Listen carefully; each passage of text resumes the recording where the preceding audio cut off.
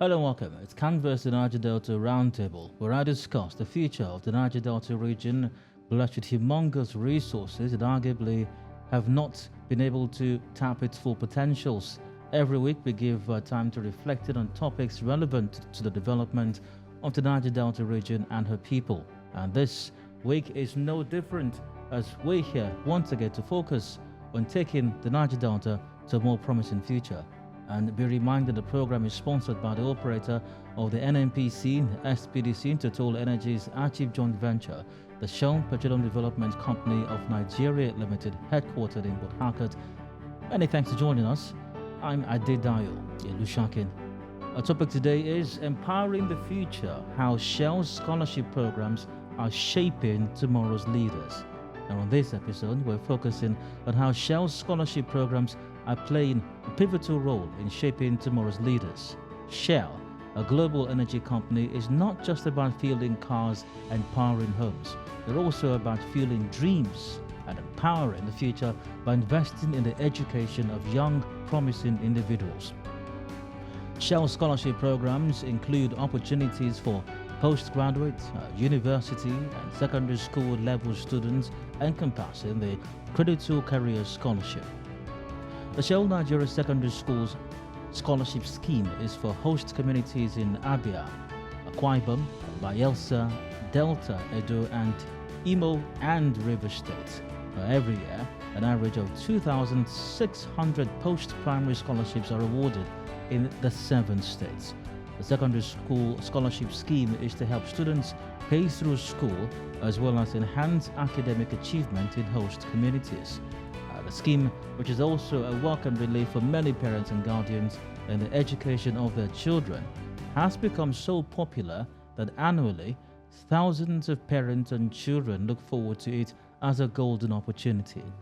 Through their scholarship programs, Shell is providing opportunities for students to pursue their academic dreams, particularly in the fields of science, technology, engineering, and mathematics.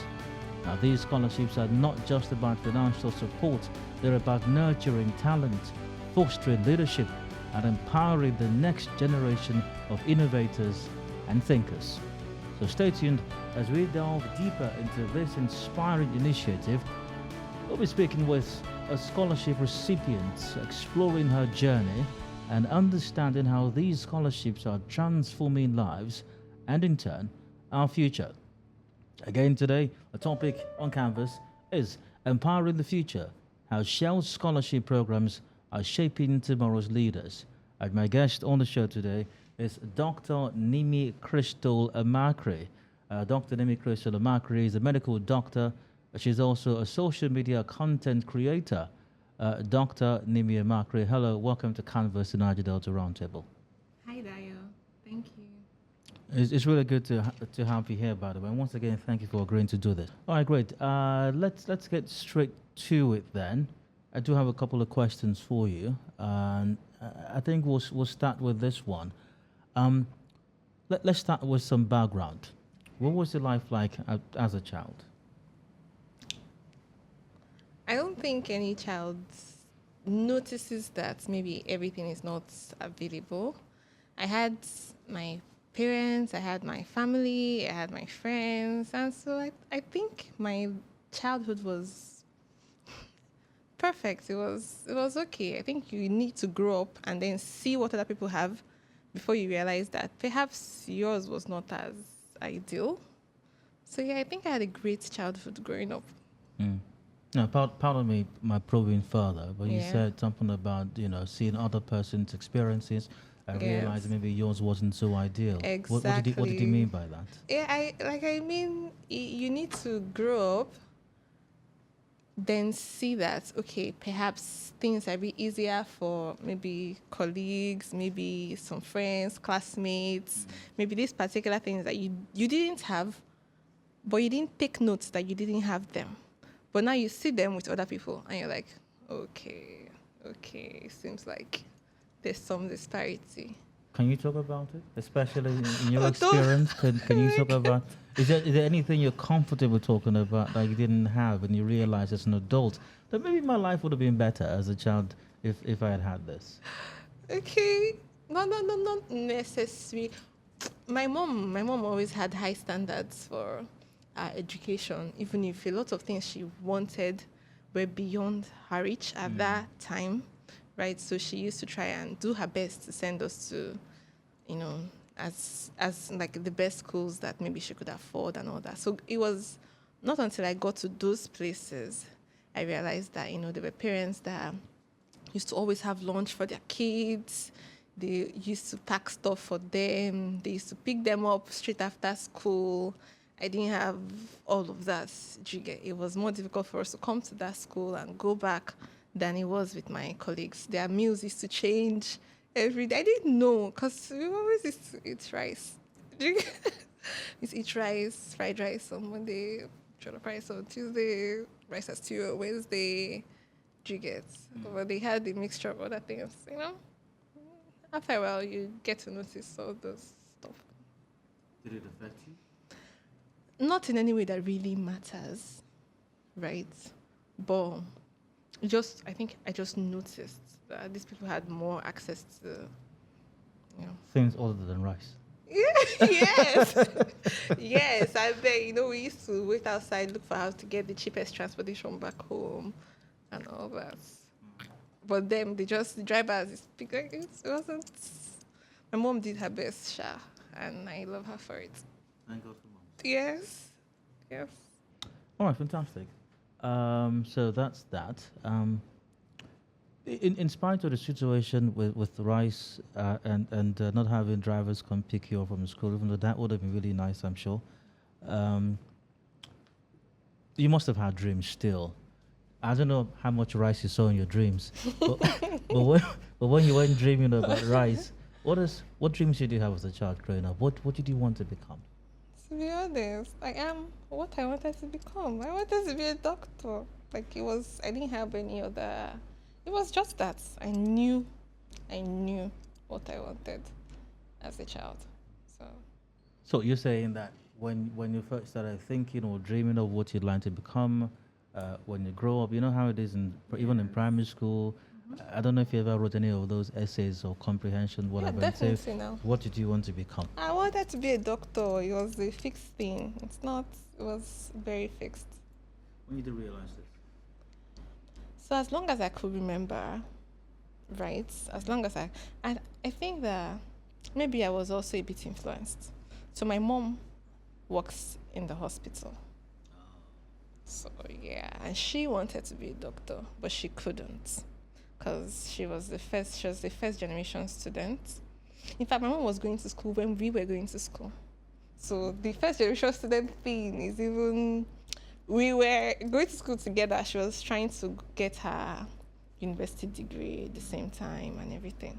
So she was trying to settle her kids, also try and push herself and everything. So she was saying, Noemi, you can be a doctor. And then I was getting very good grades. It was alarmingly good grades. So they were like, hey, you can be a doctor. So before I knew it. At what stage of your education? Primary? Okay. Primary school, I was getting, in fact, they were even offering to get me to skip classes. My mom was really open to that because she was like, okay, that means I'll pay less school fees. So, yeah, that was the thing. Okay. Then. Do you think that your mom maybe subconsciously or consciously planted the whole I know medical she thing? did. Yes, that's what she wanted. That's her dream. It's not a good thing. I'm sure maybe you've been part of conversations about parents imposing careers on their children or even living out their own dreams or fantasies through their children. Kids. I've heard arguments against that, saying parents should simply let their children discover themselves and do what they want. In your case, how did that play out? Was it a good thing that your mom, you agree she influenced you? Yes. Is it a good thing she influenced you or not a good thing? So I think it was definitely, for me, it was a good thing. I think the difference is imposing and suggesting, right? As a parent, you're there to actually guide. And I wouldn't have gotten a lot of things I have now if my mother did not try to drive me to those places. But I think you need to know when to stop if the child doesn't want, because I was open to it. I didn't have any other thing I wanted at that point, right? So I think she needed to do that. I think it was a good idea. Okay, you never thought I want to be a model, a musician, a lawyer, a banker, an astronaut, nothing Not of it. at It was all. just, I want to be a I doctor. want to be a doctor, right? I want to be a doctor. I really wanted her to be happy. I think that was a big part of it. Okay, great. So you always wanted to be a doctor, and I meant post-primary you went into, you went a science class Yes. in secondary school. Mm-hmm. Now we'll get to this later on in the conversation, what I'm Okay. about to mention right now. But when I reached you to do this, to record this podcast, and we're having a conversation, you mentioned some things to me. One of which is when you wrote the scholarship entrance exam in 2008. I think it was 2000. Was it 2008? For the secondary or university? For the secondary, Okay. Mm-hmm. 2008. Yes. You were you had the best qualifying exam in the state or And something that of was that for nature. the university Well, that entrance. was for university Yeah, entrance. the university, yes, scholarship exams. Okay, great. Okay, so as a child, you always wanted to be, you always wanted to study medicine. In secondary school, you were in the science class. When you were the scholarship exam for the university, you had the best in the state. Mm-hmm. Are you a nerd? I used to be, but no, I'm not. I'm no longer like nerdy. But I used to be as a child. I was so interested in books. That was I used to start my homework in school. Like when they give, I was those kids that you've not given us assignments, auntie. That was me. When they give us, I would start doing my homework in class before they pick us up. On the road, I'm doing my assignments. As I come back, I don't remove anything. I will finish my homework first before I'll go and do any other thing. My little sister used to hate it because she didn't like to do her own. So yeah, Is it bad being a nerd? not at all. No, it's cool. It's cool, guys. Well, you don't seem to want to identify as a nerd now. The truth is, I'm not. I now have other interests. Okay. Yeah. And nerds don't have those interests. I think that they're not 100%. As you have to be focused on like reading, focused on like your books and everything to be identified as a nerd. And you're not focused on your book strictly any longer. Right now, I'm exploring other things. Was so- this pre your transition from being a nerd to what it is you are now? Was it before med school, during med school, or after med school? Okay, now I've heard lots of things about med school. I mean, don't mind that I wasn't privileged to go to med school. But I've heard that it takes a lot from you. It takes a lot of your time. In fact, you're, in some cases, 100% invested in all that's happening in there. How were you able to do med school and have time for other things that didn't make you a nerd? Okay, I don't know how that sounds here. There were lots of strikes, to be honest. There were lots of periods where nothing was happening as a student. You have to go back home, stay at home. All those. That was what even made me to start all that thing. So I was only interested in medicine. And then so many strikes. We had extra 2 years in my side. I did medical school for 8 years instead of 6 years. So I had to discover other things, and then that was actually where I, split. Discover there's more to me than just being a nerd Yeah. at med school. Okay, we'll come to that later on. Let's go back a bit. You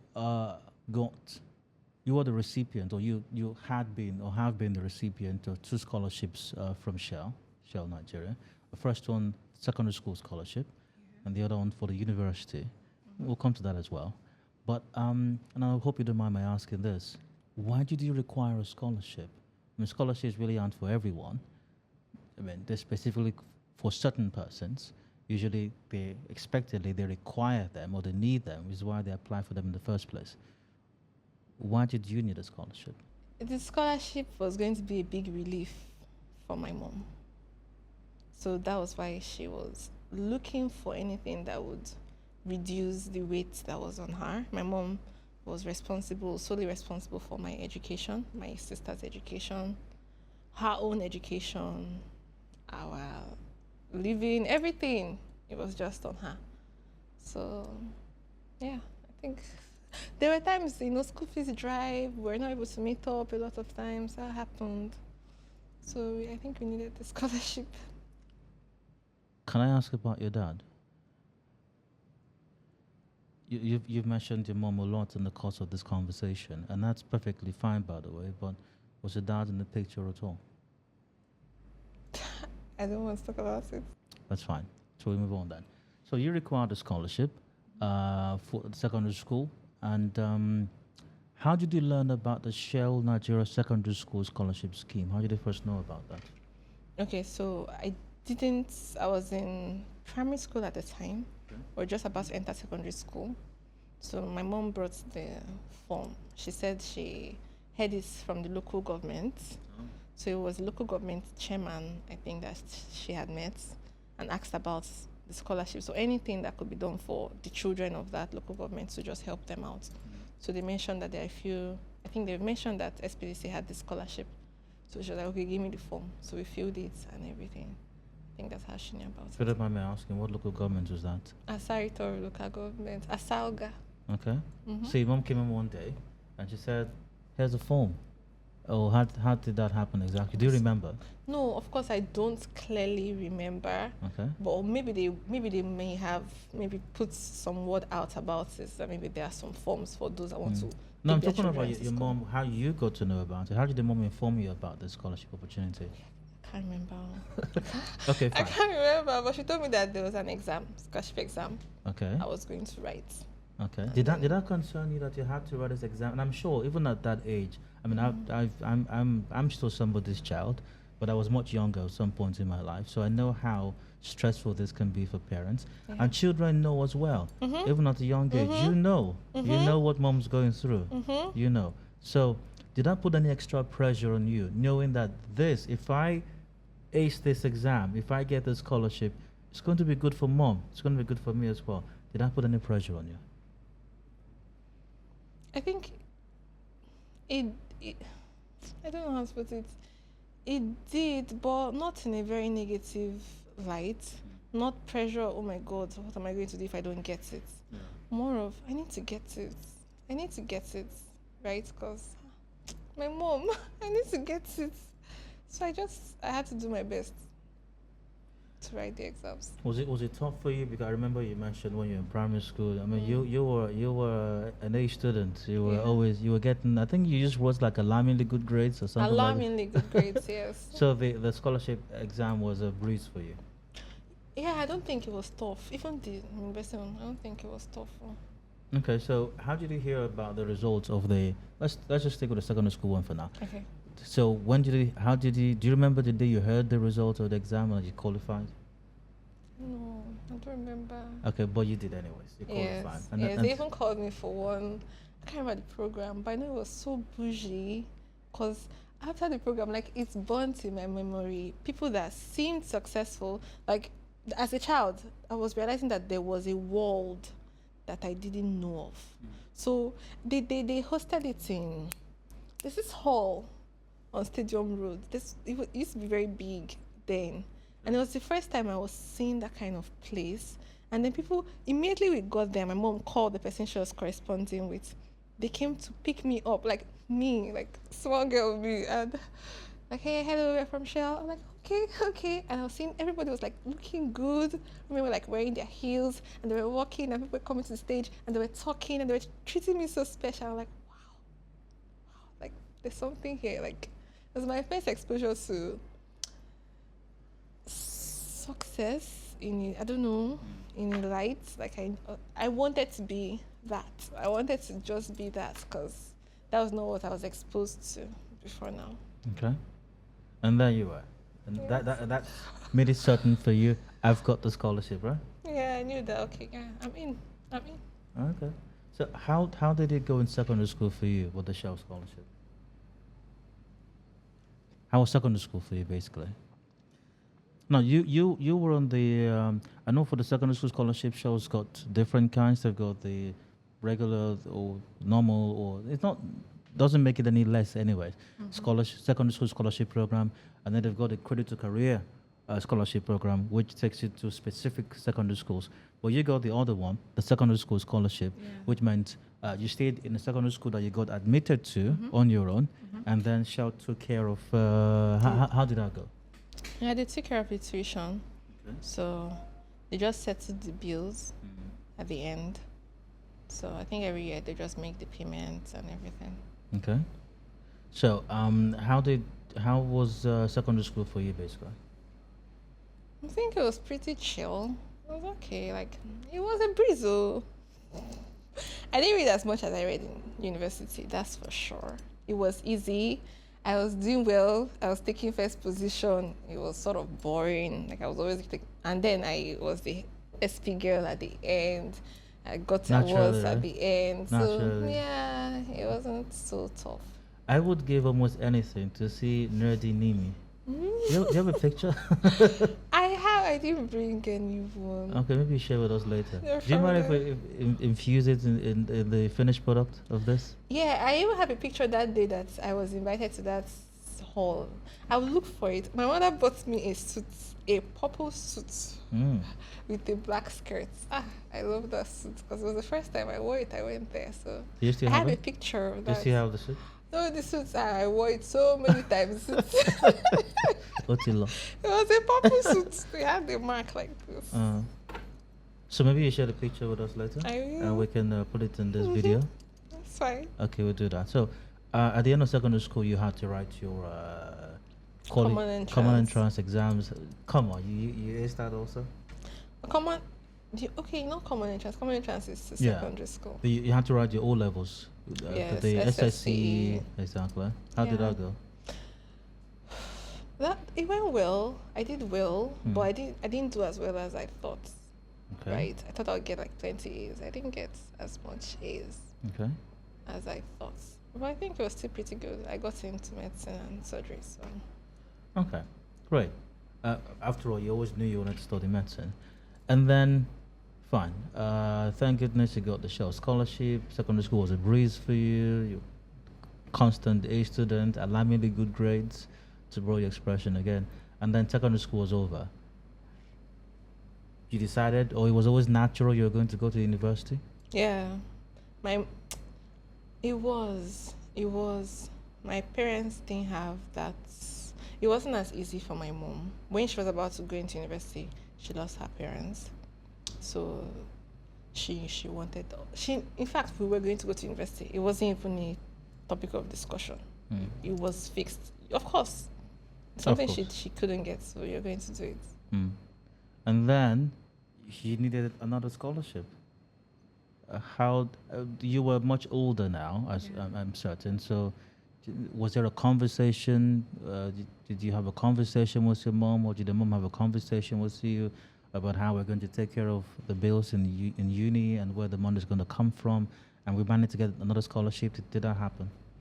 Not really. What happened instead was that from the beginning of the whole entrance into university, she already started asking questions. Are there scholarships available? Because we knew there were scholarships for university. So it was applying for this one.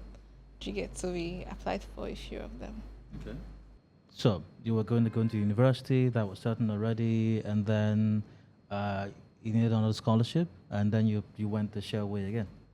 Yes, they mentioned, in fact, in university, there's a scholarship buzz. So when you enter year one, people are talking about scholarships. Hey, there's this Shell scholarship, it's out, you cannot apply. Hey, NMPCO, this one, that one. So you hear a lot. People are doing scholarships, people are trying to apply and everything. So I think Shell was one of the most, like, a lot of people wanted that Shell scholarship. So of course, my mother liked Shell, and I also knew that I got the Shell one, so it's real. Like, so of course, let me just first of all go for this one first, because they gave me in secondary school. So of course I went for that one. So you were in University of Port Harcourt, am I right? Yes, that's my alma mater. So you were there already, 100 level. Yeah, 100 level. When you applied for the Shell scholarship. Yes. So. And it had to be. You couldn't forget that day with your purple jet suit at the hall on Stadium Road. Mm-hmm. Okay, so You applied for this. How did that go? Was there another entrance exam? Yes, there was. I remember lining up for it. We were plenty, Dayo. We were plenty. My mother brought me early. Hi, Nigerian parents. Brought me early. They said, don't come. I know there was something about the timing that they put. Maybe it's by 8, but don't come earlier than 7:50. And don't come later than 8 a.m. That one is their business. So we were there 6:30. My mother, we were waiting. We were literally waiting. Then 7:50. We are here. We've been here since, ma. We've been here. We did that. So it was like that. Any purple jacket this time around? That was the exam now. So I was just going to. Oh, okay. Of course. That was the exam. And then was it a breeze this time? Yeah, I didn't even. I'm sorry. I'm not trying to. Oh, that's fine. I didn't even notice that it was an exam because I don't know. I think they make it show off. Oh my god! So I was expecting, like, I was trying to, okay, what will I read? What will I read? What will I read? But when I got there, it was very easy. I was thinking maybe they'll ask chemistry, biology. I think they just asked, I think it was simple word problems, simple math stuff. I don't know what they were trying to get, but it wasn't tough. It was like what secondary school knowledge. That was what we used for the exam. And then you got the result not long after, I suppose? No, not really. I was at home. They didn't send us a result of like how well you did. So I don't know why I don't know how I was feeling that period. So my sister, I was at home. I was upstairs. My sister was downstairs. I was downstairs. My sister was upstairs. Then she shouted, "Nimi, you've got the scholarship." Oh. I said, "Please leave me, I beg." Because my mother was asking me how it went. I was like, I don't know. My mother was angry with me that day, blah, blah, blah. So my sister told me, I didn't believe her until I got upstairs and she showed me an email. And I have that email. I still have that email. Oh, okay. Yes, that you've been awarded this scholarship. And then they asked one question that is just, they asked, would you like to receive it, or would you like to, I was like, would I like to receive this? Hello, did I not apply? Did I not write the exam? What kind of question? If you want to accept the scholarship, write a letter stating that you want to accept. I have that letter. Oh. It's in my document, because I have a document. I have a shell file where I keep everything in shell. I sent you some. Yeah, I saw some. My mom had to open that, and we brought out those papers, and I saw everything. The letter I wrote accepting the scholarship award. Like, what do you mean accepting? Fine. And that was it.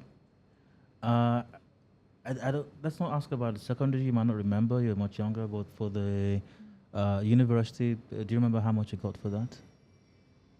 I don't. Okay. But it was able to cover what? Okay, the figure is not important. I think it was 100. Okay, I'm not sure. It was able to cover what, basically? It was able to cover tuition, because then it was 45,000 naira. Okay, no, that first year. That first year is a lot. That first year is about, I don't 100 and something. I think you pay that first admission year, but subsequently you pay 45,000. Then now they've increased school fees, so subsequently you pay 45,000. So it's able to cover that 45,000 and then extra. Okay, you could buy textbooks, take care of yourself. It's my mommy that had the money. It wasn't me. Take care of. It wasn't me. Oh. This Canvas in Niger-Delta Roundtable brought to you by SPDC. Today we're discussing how Shell, through its scholarships, is helping to develop future leaders. My guest is Dr. Nime Cresta-Makri. We have to go for a break now. We'll return shortly. Canvas, the Niger-Delta Roundtable, will continue in a bit.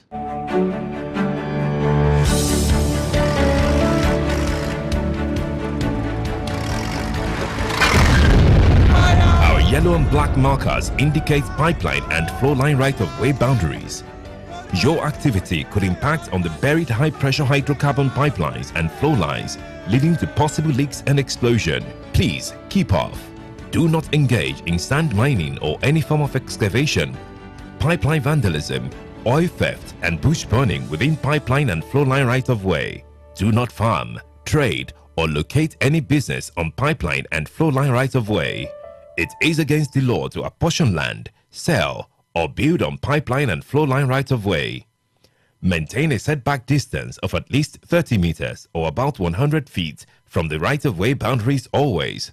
We care for your safety and that of the environment. This message is brought to you by the Shell Petroleum Development Company of Nigeria Limited, SPDC, operator of the Nigerian National Petroleum Company, NNPC Limited, Total Energies, and Ajib Joint Venture. Welcome back. It is Canvas in Niger-Delta Roundtable brought to you by SPDC. I'm Dio. And the conversation continues. Today we're discussing how Shell scholarship programs are shaping tomorrow's leaders. My guest is a Shell scholar, a Shell scholarship recipient, Dr. Nimi Crystal Amakre. Dr. Amakre, you're welcome. Again, great to have you here. Thank you. You're a fascinating person, I must say. When you think, I mean, doctors are fascinating. I do have a special liking for doctors. I think as a child, I spent a lot of time in hospitals growing up. Doctors thought I was sickly at some point, and I do appreciate the amount of care, the efforts they took in making me feel better all of those times. But when you think doctors more often than not, you think very serious persons, very serious people, or very formal, I think is the word I want to use, not serious, very formal business-like, all the time kind of persons, but you don't strike that chord. You seem fun, happy-go-lucky, interesting, serious, I'm certain. Is that an issue for you? Do people find that a bit disconcerting, that when you introduce as a doctor, a medical doctor, they think they're going to meet a business-like person, but maybe you don't always come off that way? Yeah, it happens a lot. I think they expect this, serious looking type of person, and I'm coming with all this with all this bubbly, I feel I'm very bubbly and I'm very social. And so I don't strike them as what they expect. Is that deliberate? No, I'm just being myself. I don't know. I did not plan anything.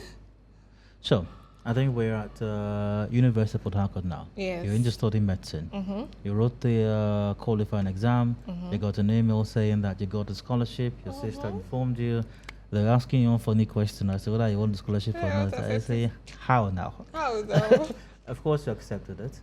And did you have another event like the one you had after you'd qualified at secondary school level? Was there another event like that? What was this one like? So this one, I got an email. Oh my God, this one was so nice. Sorry, that was loud. No, that's fine. Perfectly fine. Sorry. Be as loud as you want. Go on. This one was so nice. There's a nice story here. Go on, please. So, they sent me an email, but I had lost access, to that particular email. So I hadn't responded. The email was that they wanted the scholars to come for an award ceremony, right? I hadn't responded. So they tried to reach out to us. They tried to call my number. I had misplaced because I changed numbers a lot when I was in school. Then they tried to call my mom. My mother kept picking up this call, and Timmy, Mr. Timmy, Timmy Chalaba, kept calling my mom. And she would pick up, and he'll say, "Hello, I'm Mr. Timmy. I'm calling you from Shell." And my mother did not believe that anybody was calling her from Shell. So she said, "Scam. You people want to come and scam me and take my money." And she kept on ending. But she knew you wrote the exam. She knew I wrote, but she knew lots of people wrote. So why would Shell call her? Like, I don't know if she gets. Okay. She didn't think that, she got the scholarship exam, but they don't communicate with the parents, like, directly, like, somebody pick up the phone and call you. But we didn't know that they were calling because I had done so well in the exam. So they really wanted me to be present and receive an award, like, directly give me the award that day. So I was one of the people they needed to be present. So we did. Oh my God! So we didn't know that, and they kept calling. And then one day I was there, and Mr. Timmy calls my mom again. "Hello, I'm calling you from shop." My mother said, I said, "Mommy, calm down. Please, sorry, who are you?" "I'm the church scholarship." I said, "Mommy, this for this scholarship." She said, sorry, sir. Until now, he keeps asking about her because it was such a nice. Sorry. Oh, that's fine. And so you went for the event? Yes. And so it didn't end there. Oh, okay. Sorry. So they kept on calling. "Okay, are you going to be there?" We're like, "Okay, yeah, we're going to be there." So they called again a week to the event. Please, just want to remind you that we're having this award ceremony. We're like, yes, we are going to be there. 2 days before the event, they call my dad, not my mom. Please, your daughter is supposed to be here on whatever dates. And my father is like, he called my mom, said, make sure this girl goes, because I don't know why they are really particular about her showing up on this particular award day. And then when we got there, in fact, they told us to just bring one guest. My mother brought 5 guests. So sorry, SPDC. Her brother, my sister, the whole family to come and watch me being awarded. And so when they called, when we got there, we then realized that, okay, it was because they needed to give this thing to her in particular. That's why they were, even that day they called, are you on your way? Like it was something else. And I felt so special. What was the award for example? So it was for an outstanding performance at the exams. That was just it. Now, the award ceremony, did it meet up with the level of the ceremony you went for secondary school? No, they did it in Uniport, sorry. It wasn't that great. It wasn't that great. It was white and black, I remember. It wasn't that great. So how was after 100 levels you then? Okay, so after 100 level, I think what happens next is med school proper, right? That's after 300. It's med school, the whole thing, but it's after 300 you go to clinicals class. Oh, okay. Okay, great. So how was med school? How was studying medicine? How did that go for you? It was a lot. It taught me that I couldn't take things that easily. I had to work hard. It was the first time I learned it.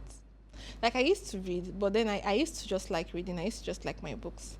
But now I had to intentionally figure out the best way to study. It challenged me. Yeah, I had to sit down and say, how am I going to learn this? The information was plenty. The time was little. The pressure was much.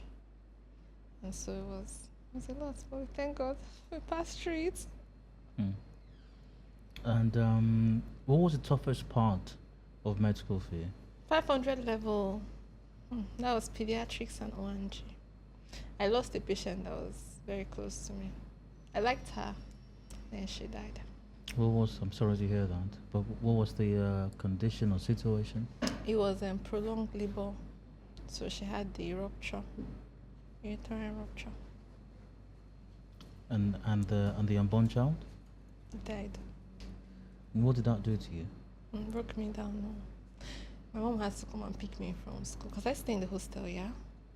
She had to come and pick me from school, so it broke me down. Oh, I had to go home and just stay with her for a while before I returned. Was there a moment or any time at all while you were in med school when you thought, you know what? Yeah, I'm smart, I'm intelligent, I'm bright. People expect a lot from me. I always wanted to study medicine, but this is maybe just a little too much. Maybe I need to put a stop to this and do something else in my life. After many years. Of course I was getting tired. It was long because of the strikes, so many issues, plus COVID and all that. So of course we got tired, but yeah, I wanted a break, I wanted to rest, but I didn't want to stop it and leave it completely because I've already invested so much. So no, I didn't get to that point. Okay, never thought of, dropping out of med school at any time? Okay, and then the end of med school came. And by the way, now throughout the stay in med school, besides the tough coursework and the pressure, so much information, so little time to borrow your expressions again, how easy or what effect did the Shell Scholarship have, or what impact did the Shell Scholarship have on your studies at that time? It was amazing because, first of all, you have to compare it with if there was no scholarship and I was having to think about the fact that my mother is trying. I would even have had to step in, at that point in university to see what I can also do to add up to make some money, anything I when in university, right? Because I have a lot of interests. So of course, those other things were coming up. I was trying to start maybe small businesses, see how I can get some money. My mom will always call me and tell me, "Don't do anything. Like just focus on what we are doing." Do you understand? So I can imagine if the scholarship was not there, right? Then should have been more open to, okay, how did your business do? I don't know if you understand, because we need to meet up. Apart from the school fees, you have to buy books. Our books are not cheap. You have to pay accommodation, right? So it's not enough to pay the school fees. You have to think about every other thing. It was expensive. Going to school in Nigeria, I'm sure it's cheaper than in other countries, yes. But for Nigerians, it's not cheap. That is just the truth. You also have to send money to your child in school every month. My mother couldn't do it every month. She used to call me every week. Nimi, it wasn't even every week. When there's money, she'll try and send, you hold yourself, that type of thing. So I can imagine if it was not there. I don't know. Have I answered the question? I don't think so. Yes, you have actually. Okay. Yes, you did answer the question. Okay. And then med school came to an end. Yes. That must have made you and your mom and your whole family proud. My mother danced. I have a video on my Instagram. My mother, I made a particular video.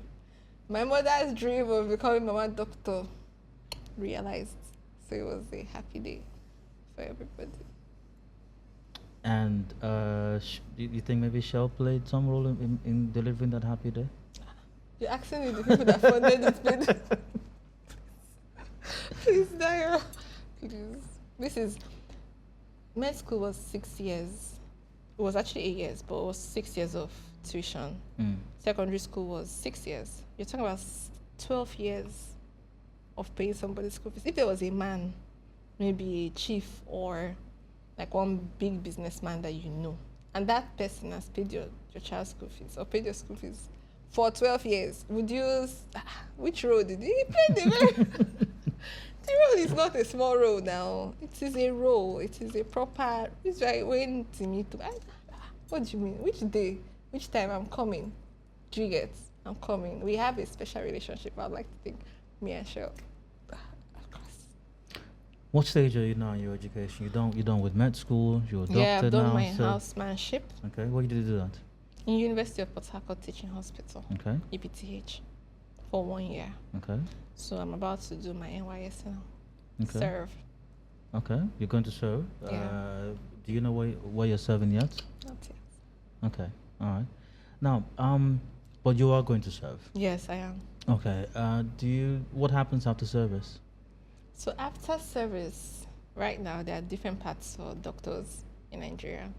So you can choose to do your residency, so that you move on to becoming a specialist in a particular field. So you do your residency, maybe then become a consultant and stay in that specialty, right? But right now with the economy and everything, people are Japaing, so there's that Japa thing. People are traveling to other countries because of the better pay and, the... Suppose that the grass is greener on that side. So I don't be supposed to do. Please. It's not the pay is better. And then there's something else, job satisfaction. We don't talk about that enough. It's not all about the money. Please talk about it. Oh. Go on. This is because I say we don't talk about it. No, we need to. Yeah, go ahead. There's paying people what they're worth or what they're working for. That's a different thing. And then there's a joy that comes from seeing that you are actually making a difference in what you're doing. And that's a big part of things. Do you get? You can take a small amount of money, but the happiness you get, do you know, as a doctor, you are present when people are at their weakest. It's a very delicate position, right? You're there when people are breaking down. Their relatives are down, their relatives are dying, their relatives are gone. They are begging, do something, And then even when they get better, they're looking at you like, oh my God, you are second to God, because like you were the person you were the person that helped their relative out of. But if you cannot get that satisfaction, because we're not getting it here, to be honest with you, then you not ask yourself, is it really worth it? Like, what am I doing? Did you experience this lack of satisfaction during your medical training? As a student and as a doctor, yes. And I think all of us right now, we don't have that job satisfaction. I don't know if you're comfortable with this, but can you mention a particular instance, an experience or an encounter you had when you possibly were at your lowest, when you didn't experience that satisfaction? It's not one incident, Sha. It's a lot, but I think the most profound. So as a house officer, you're supposed to be available to your patients every single hour of every single day for the 1 year period that you're working, right? So they used to call us even at night, 2 a.m., 3 a.m., this is what's happening. And we stay around the hospital. So we are, it's easy for us to. So I was doing my posting, my neurosurgery posting. And because of how neurosurgery is, it's everything, brain injury, head injury. So when there are accidents at night, they call me and I'll come out and I'll see what I can do and everything. And they called me for an accident. The man had no identification. I don't know, is this proper information to give? I don't know. No, go ahead. Okay. He had no identification. And then they had brought him. I had started, giving everything we're supposed to give, administering fluids, trying to reduce the brain trauma, swelling.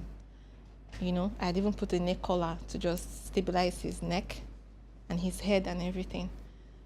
And then the issues that we're facing is that you're working as a doctor, but you don't have the right equipment. You don't have everything that you need.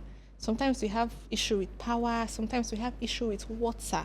And we're talking water in a healthcare facility. We're talking basic supplies, power, water. I don't think it's something that we should even be talking about. We should be talking about big machines, we're developing. We should not be talking about hand washing. And there are times that we cannot wash. I don't know. It's so bad. So at that point, he was having secretions. And since he's not conscious, he cannot swallow, knowing that, okay, there's the saliva in my mouth, let me swallow it. He couldn't do that. So it's up to us, the caregivers, to be able to suction, just make sure that he's fine. And I feel like the trauma was not so much to him, so he would have come out of it. So it was just my job to just stay around, make sure everything he needs at that point, he gets it, and then he wakes up. So he started having secretions, and I tried the suction machines, and they were faulty. There were 2 suction machines there in the accident and emergency, and it was faulty.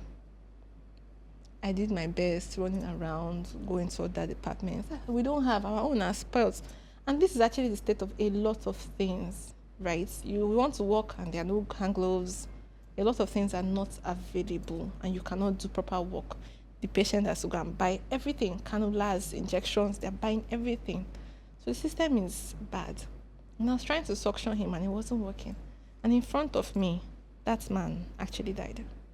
He died because the suction machine is not expensive, maybe 15,000. Now that things are bad, let me say 30,000 naira. And this man, that I don't know his name, I don't know anything about him, actually died. I sat down on the floor that day because it was 2 a.m. and they called me and I came out. I came out because it could be anybody's relative. It could even be my relative. It's an accident. I sat on that floor and I cried because the man didn't deserve to die at all. And so I told myself that there's no satisfaction in this job as long as we're practicing it the way we're practicing. I'm really sorry to hear that you had to go through that experience. So you didn't have the satisfaction and all of that studying medicine, and it's a big problem in the industry, I feel certain. Do you still plan to practice medicine? I plan to practice medicine, but I don't think I'm going to be practicing it here if everything is going the way it's going. I think it's going to get me depressed. I'm sure you'll be fine.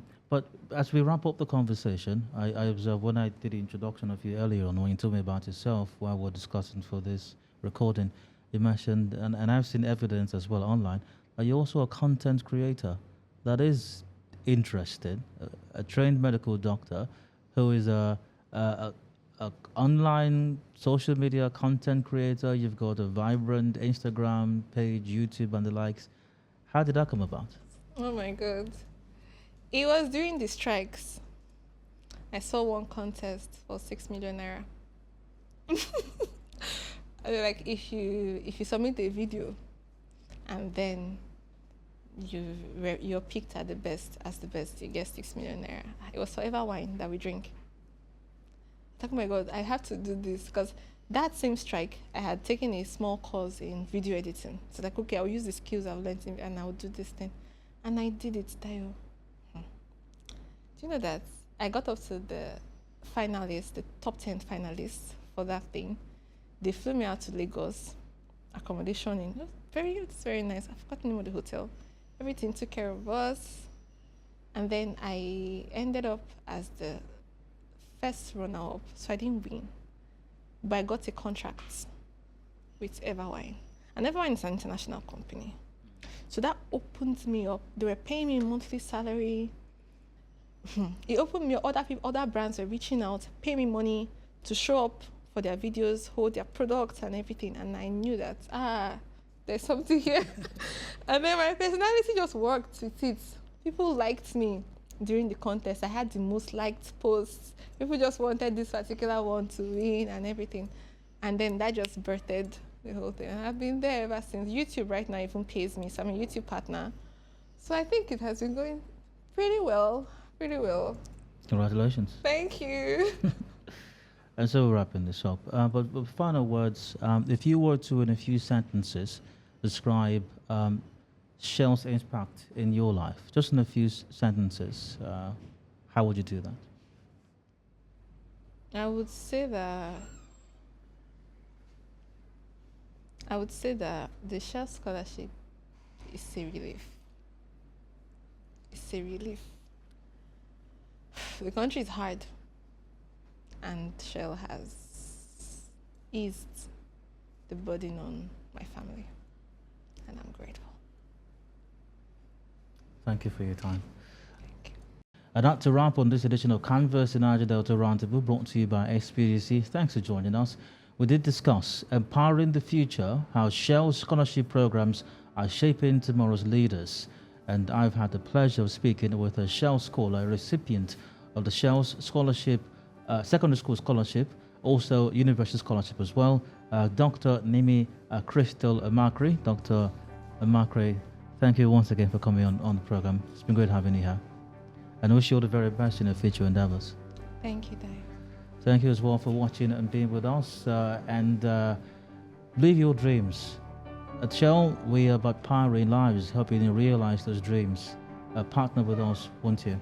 A fresh edition comes your way again next week on the same platforms. I'm Adedayo Elishakin. Do have a splendid day.